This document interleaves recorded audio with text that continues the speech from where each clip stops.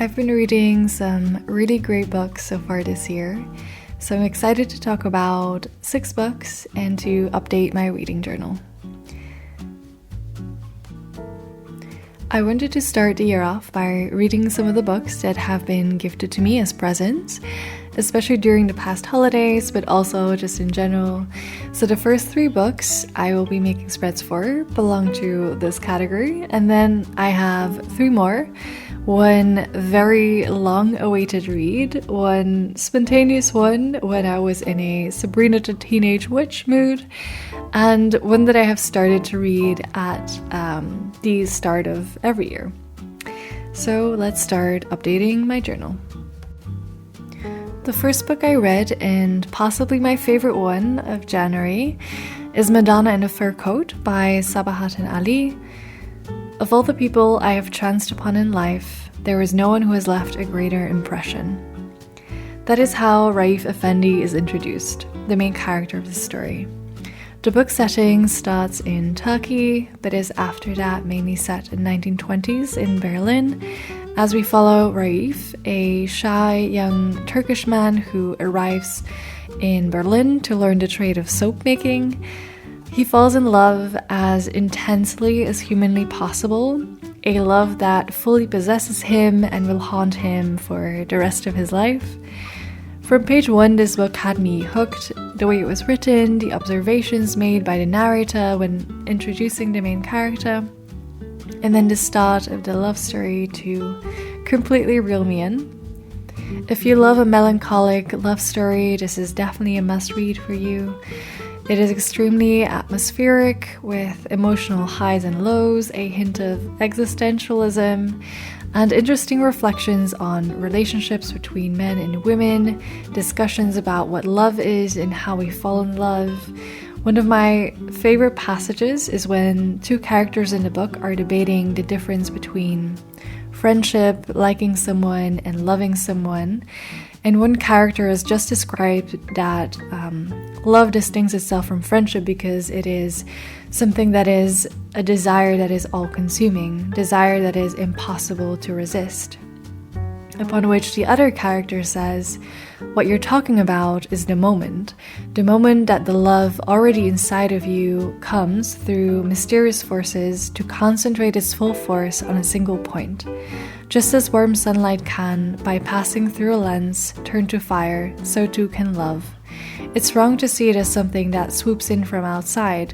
It's because it arises from the feelings we carry inside us that it strikes us with such violence at the moment we least expect. And the book is full of passages like these, which I really enjoyed. It's been a while since I've read a love story like this. That was not a Jane Austen reread, and I will definitely reread Madonna in a Fur Coat too someday. It really stuck with me, and I think I still think about it from time to time. I gave the book 4.5 stars because I really loved it, and I was thinking to even bump it up to a 5, but then rereading some of the passages while writing this review, I decided to just stick to 4.5. I also just have one real issue with this book. One thing that terrified me when I realized it about 20 pages in, and that's that this book does not have any chapters. It is 168 pages of continuous book, which is terrifying to me. But despite that, I actually found it easy to read, and I would recommend it to pretty much anyone who likes reading about love.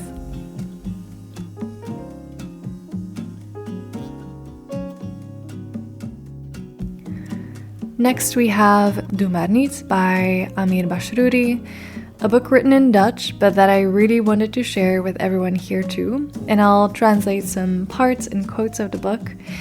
The title I would roughly translate to, I wouldn't do that if I were you. The book opens with the author introducing himself. My name is Amir, and I'm a woeful 20-something-year-old. This is a sort of memoir/essay that very passionately speaks about the potential of young people, the challenges but equally opportunities that our society faces, and he does this all in a very nuanced way. bringing up a lot of other reading and books, and really leaving his reader to form their own opinions about the things he writes about. One thing he is not so nuanced about is the greatness of books and libraries. He's a fellow reader, and I wanted to share a passage of this book. As I said, it's written in Dutch, so this is my not so professional translation, but I really wanted to share this one. To set the scene, the passage is about reading and books in a kind of Matilda-like story where he talks about his local library, where when he was younger he was able to just go and read because they had books at home, but never as many genres. So he would go there and read whatever he wanted and use a computer to write whatever thoughts he had in a little Word file. And he goes on to describe the librarian in such a beautiful passage. Monique is a woman who, like a police agent, protects this fort with a necessary seriousness. Just like all other librarians that our country is blessed with, she is the guardian of the intellectual heritage on this piece of land. The day that libraries catch fire, there will be little freedom left to think. And what is freedom worth when you're not even free to think and speak about it? It's thanks to Monique, who spends hours sorting books, asking children to be a little more quiet when people in the silent room are trying to read, that this fortress remains standing. Books in the library always breathe out life. They are lived through, plowed through, riddled through, whirlwinds on paper. Watermarks and chocolate stains enriching the cover, dog ears and little notes in the margins. In the library, you pass knowledge onto each other. Like passing a baton, everyone gets a chance to read the same book in a different way. While you try to ignore the underlined passages, you can't look away when you see them. You want to know why readers before you found this so important. Is this maybe my new motto in the making? And can this motto maybe satisfy my hunger to understand? Is what I wonder. This book and author is really an advocate for middle ground, and in a world with so many polarized debates, so many us versus them narratives, this book was really refreshing. And they're the kind of narratives that make me feel so hopeful about humanity. I share the sentiment that you can fight for a radically different future, but do so through an inclusive approach, an approach that elevates the we and everything that we have in common without necessarily needing to undo our differences. Multiculturalism is a big debate, not only in Belgium, and I really enjoyed reading about it from his perspective and through his experiences growing up in Antwerp. I love the anecdotes, sometimes funny, sometimes uncomfortable, but always with a constructive reflection on it. And one quote that really stuck with me was, "It baffles me each time how low expectations knock down the dreams of a young generation." And it's something that has always frustrated me through my own experience growing up, but even more so now being active in youth work myself, is that young people get a lot of the maybe don't do that or don't bother trying. It's going to be too hard and you'll be very disappointed when you fail. And for young people of color, this is taken to a whole different level. We need people who believe in the potential of the next generation, who don't see them just as a problem to many things in society, but as part of the solution because they are the entire future. And this book beautifully talks about how everyone can do their part in breaking down barriers for young people, taking a chance on someone, reaching a hand, and even if not actively trying to help, at least not to be the one to say, "I wouldn't do that if I were you." I gave this book 4 stars. I really liked it. I was just missing a little cohesion of the story or structure, but nonetheless really enjoyed it. And if you're a Dutch speaker, I highly recommend reading this book. I think anyone who is at all interested in our society, young people in the future, you will enjoy this. And I will end with one more quote. "As society, aren't we all kind of the parents of all children?" The third book I read barely counts as a book, so this review will be very short, but it was a gift and so it fit the bill. But that was this tiny collection by Alan Watts. He's an English writer who is known for interpreting and popularizing Buddhist, Taoist, and Hindu philosophy for a Western audience. He wrote several books, and this is a little collection of quotes of his, which was gifted to me. I like to just open it at random pages and read a quote rather than read it back to back. And funny enough, when I did that when filming this setup, I opened at one that was really fitting to the title of this too, and it says, There is no other reality than present reality, so that even if one were to live for endless ages, to live for the future would be to miss the point everlastingly.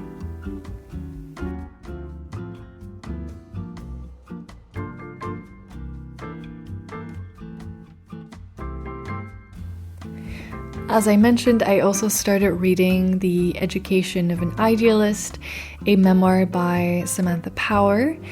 I've received this book as a present twice now, both by people I work really closely with, and so I'm thinking I need to read this book to see how people see me in the workspace. I'm really enjoying it so far. It's giving Rory Gilmore at Yale vibes. It's talking a lot about the Balkans as well, which is really interesting since I live there too at the moment. But it's over 550 pages long, so it's going to take another minute to finish this one, but I will soon. And then I read 3 more books outside of this TBR-ish list. Very happy that I finally read the first book in the Farseer trilogy, The Assassin's Apprentice by Robin Hobb. I avoided this trilogy for a while, even though it's highly praised, because I thought it was going to be a heavy read for someone who doesn't read fantasy that frequently, but I was really wrong about that. Before we get into that, briefly on the plot. The Assassin's Apprentice follows Fitz, who is a bastard son of the future king. He essentially gets dropped off at the royal family gates after his other non-royal side of the family considers that it's time for these royals to start paying up for this child. And then he enters this new world where he is politely and not so politely shunned. His life is pretty much hell. He lives in the stables with the animals. People are mean to him, sometimes violent, and several try to make his life just miserable. He has a few people in his corner, but the main thing that brings him joy is his connection to animals. I won't talk anymore about the plot because I want to keep it spoiler-free. What I do want to talk about is how this is actually a great book for beginner fantasy readers, especially if you love political thrillers or just any books with good political systems. Because one of the main things that I liked is that it shows a very good understanding of politics and diplomacy, and that part is just done really well, and it's almost a bigger aspect to the story than the fantasy element, at least from the way I read it. There are 2 magic systems, but they are not super intense, and the way they are used has everything to do with the larger story and the politics. Now, don't think that it's really difficult to understand the politics either, even that felt really easy to keep track of. All I mean to say is that don't expect too much of a magic system, or even the world building is quite slow and minimal, not in a negative way, but just that it's easy to follow even if you're not used to fantasy world building. Another thing I really liked about the book was the characters. While I didn't necessarily connect with the main character at first, I was impressed that even though it's from a first-person narrative, the other side characters were really well fleshed out too. They didn't necessarily all have character development, but because of changing perspective or context, we would see them in a different light and get to know them better. This particular first-person perspective did take a minute to appreciate because we have a very naive main character narrator who is put in a very difficult position, which obviously means that the story is told from a very specific point of view. But the later in the story I started to appreciate it more, although I still feel like I don't know the main character all that well. But I'm hoping there is room for that in the next books, so let's see. It's definitely a fantasy series that I will continue. I should also mention that unlike some other fantasy series I've read, I found it really easy to keep track of the different characters, even though there are quite a lot involved. Usually I get a little overwhelmed or confused who is who and I have to take notes. And it's what puts me off starting a new fantasy series sometimes. It just seems very laborious. But for this series, I didn't have that. Maybe it's because the way the characters are named. In this world, people have names that are supposed to reflect their characteristics. So we have characters called Chivalry or Shrewd or Desire. So maybe that makes it easier to distinguish them. But also, as I mentioned, the characters are just really well fleshed out and easy to distinguish. Finally, the writing was surprisingly beautiful. I don't think I've read a fantasy series with this type of prose, which I really liked. The writing was sometimes almost lyrical and romantic, and for me, that was really enjoyable. In terms of plot, I was also impressed in terms of how much attention there was to detail, in terms of connecting things and tying up plots. I can't really explain it better because I don't want to spoil anything. I just want to say that this author really is a brilliant writer. So I would recommend this book if you enjoy the political thriller, meets fantasy. If intense world building and magic systems scare you, this is definitely a good pick. And if you're looking for beautiful writing, also would recommend this one. I can't wait to read the next one, and lucky for me, this author has so many books, several series, so I won't have to worry about running out anytime soon.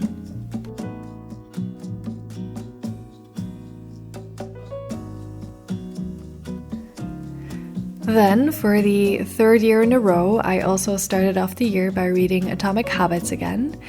I do feel like I always take away or focus on something slightly different whenever I read this book. And because I've done a deep dive into Atomic Habits in a previous video, I won't go through the laws of building good habits and breaking bad ones again. I will link the video below if you're interested in that, and in particular on how Atomic Habits can help you read more. So you can check out that video if you want. But for today's video, instead, I wanted to talk about what sets Atomic Habits apart from other self-help books and approaches, and why it's easier, gets better results, and will be a happier experience. In case you aren't familiar with Atomic Habits, its main idea is that instead of focusing on goals, you focus on setting systems that will get you small but consistent changes that over time will get you a long way further than a goals-based approach. So let's start with why this is a happier experience. It gets rid of the either-or effect, this idea that either you achieve a goal and all is well and you can give yourself a little pat on the back, or you have failed and you're disappointed and everything sucks and you're back to being demotivated. It doesn't need to be this way, and this key idea behind Atomic Habits is that we don't focus on the goal. It gives us direction in setting the systems, but it's the systems that we focus on. And through that, you don't feel like you need to wait to be happy or proud of yourself until you reach your goal. You can do that as soon as you get that system up and running, and as long as you keep it going. A little added bonus tip here, something that the author mentions in the book, which to me I think has been such a saving, in particular in getting the systems running and comfortable in my day-to-day, is to stick to the rule of never skip twice. Don't be too hard on yourself if you miss one Pilates session, or if one night you come home and you just crash and skip your nighttime reading chapter. Or wake up late in a rush, you forget to take your vitamins for that day. It's okay, life happens. Don't feel like all is lost. Just try to not skip twice in a row to make sure that you keep the habit. Because skipping twice or even 3 times may not seem to have a big effect long term, but it may mean that you get out of the habit and you might just forget about a system altogether. But that won't happen from just skipping once. And that leads me to my second point as to why it is better. It mitigates the yo-yo effect. You don't work towards one goal when you have some motivation and then completely stop doing this once you reach that goal until you eventually find another moment of inspiration. Atomic Habits makes lifelong improvements much easier than goals-based approaches because your habits become automatic. I no longer think about having to read before going to sleep, or having to do Pilates when I come home from work, or these habits are just things that I no longer question, which is the third strength of Atomic Habits and why it is easier. It doesn't rely on motivation. If you've built your systems well, you won't even have to think about, do I want to do this habit right now? Do I have the energy? Or would I rather do this bad habit instead? You will have gotten rid of any resistance and have made it so easy to do that habit that you will just do it without thinking, without needing motivation to do it. Which is great because no one stays motivated all the time. We all have our highs and lows, and yeah, sometimes you'll be doing the habit while thinking this sucks, but you'll probably do it if you have conditioned your environment and created a strong habit.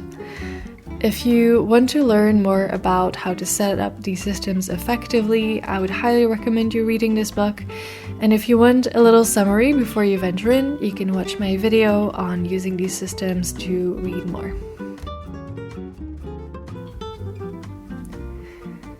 Finally, I read The Wicked Deep by Shay Earnshaw, an impulsive Kindle buy when I wanted something easygoing, young adult, fantasy-ish to read on the go, and I googled books like Sabrina the Teenage Witch, because that was the vibe I was feeling. And I get the resemblance, and it started off well, but maybe before we get into review, let me set the scene. We arrive in the cursed town of Sparrow. 200 years ago, the Swan sisters, 3 gorgeous, charming women, were accused of witchcraft after pretty much wooing every man in town. And one night, they were sentenced to death for their witchery. Stones were tied to their feet, and they were drowned. Every year since then, the sisters come back, taking possession of girls' bodies and luring boys into the water and drowning them for revenge. So far, so good. I thought it was a really cool concept. I was really excited to see where this would go. I also love the atmosphere of the book. Part of it is set in a quaint little town, the other part on an island, just a bit away, and it was just slightly spooky in a good amount. And I love the way the weather and the water were described as part of this. So for the first few chapters, I actually really liked this book. But then it all just went wrong. Now, I know that this book has a lot of people who really love it, and if that is you, I am sorry. I do understand why people like it, I just couldn't see past some things. So feel free to skip ahead if this is you, or if you are really keen to read this and you don't want me to ruin it for you. Because I have qualms, and they are many, so this is your 2-second warning to go to the next timestamp if you would rather not hear these. First of all, I really couldn't get past the question of what town would react to multiple innocent boys being drowned each year with, oh well, we deserve it because 200 years ago we did drown those 3 witches. And so, since we're not going to do anything about it, like, I don't know, safety measures, let's just throw a big party every year on the night that the drowning starts. And then let's have a big touristy season where people come to see dead boys being taken out of the water. It's morbid, to say the least, and also just, well, crazy. There were many other things that just were really unrealistic. I'm not talking about the fantasy aspect, but very mundane daily behavior that was just no way that anyone would act this way. Some spoilers ahead. Again, feel free to skip to the next timestamp. But the one that outraged me the most was that if you can't reach your friend and she's not at home, and you think she's not at her boyfriend's, but you don't really bother to check, amidst killings and people getting possessed, you don't just go home thinking, oh well, I'll catch her later, I guess. And another one was when, if you are an underage girl living at home with your mom, but there's a cottage on your property, which is on an island, by the way, surely your mom would not be okay with you inviting a strange teenage boy to live there. And even if she was, she definitely wouldn't be okay for you to hole out there for multiple days without checking on your well-being. Again, amidst killings and girls being possessed, and a father who has vanished into the sea before you. There is just no way. Safe to say, I was very frustrated reading this at many points, and there were just too many of these things to be able to look past it anymore. So I ended up giving this 3 stars because I did really like the concept and I clung to that, and I also it read very easily. But the romance, the characters, and these unrealistic scenarios just ruined the rest of the book for me. I did, however, hear that the author wrote another book called Winterwood, which I might still read because it also sounds really interesting and it has magical woods. But let's see, I don't know if I'm just setting myself up for disappointment, but I might still read it just for the concept and the vibes.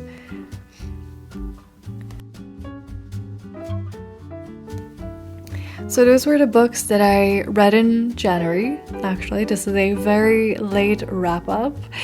I hope you enjoyed the reading journal spreads and this video. Please like and subscribe if you did. Thank you so much for watching and have a nice day.